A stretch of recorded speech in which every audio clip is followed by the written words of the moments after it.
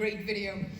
Isn't it truly incredible how women are breaking the glass ceiling, pursuing careers in non-conventional fields, and inspiring the younger generation to take up professions in the fields of science? In fact, what better way to showcase this than through Habiba Al-Khatib?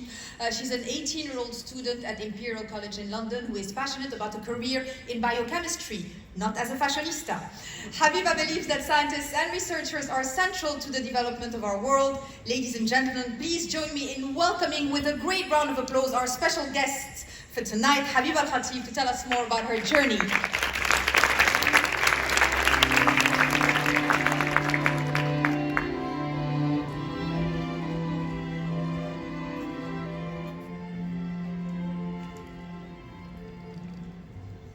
Assalamu alaikum.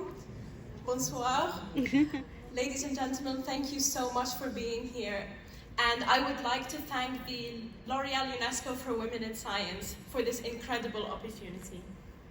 I feel so humbled to be standing in front of such inspirational women who I look up to greatly. My name is Habiba Al-Khatib. I'm a student at Imperial College London, and I am studying biochemistry. Standing here, I wish I had time to tell you about all the stories about how I used to drag my sister into the kitchen with me and fumble through our book of home science experiments wearing swimming goggles for safety. How I looked at the world with wide eyes and childlike questions, always knowing that I was going to be the scientist who figured out why. And how I was completely broken when my year 6 science teacher told me that I would never succeed. But what I wanted to know about myself is that, like all scientists, I am incredibly stubborn. And with the fire of 1,000 sleepy undergraduate students, I cling onto my childlike questions, armed with my micropipette for the first time. Us biochemists know that we don't fully know why life is the way that it is, or why cells work in the way that they do. And these questions I wish to answer are why I wanted to go into STEM.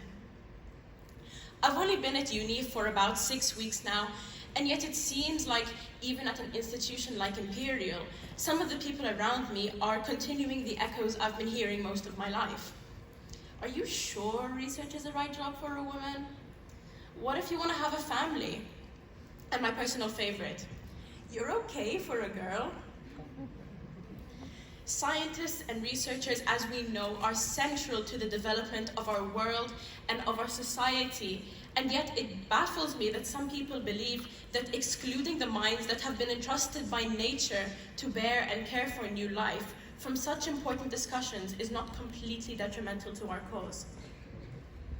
If I was to ask one thing of the distinguished guests in this room, it would be to let us sit at the big table, because it's time for young women to ditch their princess costumes and to debate, argue, and question so that our youthful and hopeful eyes can hopefully unleash new perspectives that will launch our world forwards. My first lesson in science came from my mom when she told me that what goes up must come down. It's called gravity. But I want us to defy the laws of physics and the laws of gravity, to rise above anybody telling us what we can and cannot do, and never come down. Thank you. Where's your mom? Can she stand up? Just to say that when my daughter Lola grows older, I want her to be just like Habiba. And true story, for Halloween she wore a medical lab coat. She didn't want to wear a princess dress, so she's on the right track. Thank you so much to Habiba for giving us a glimpse into her world. It's very fascinating to me, and I'm sure to all of us tonight.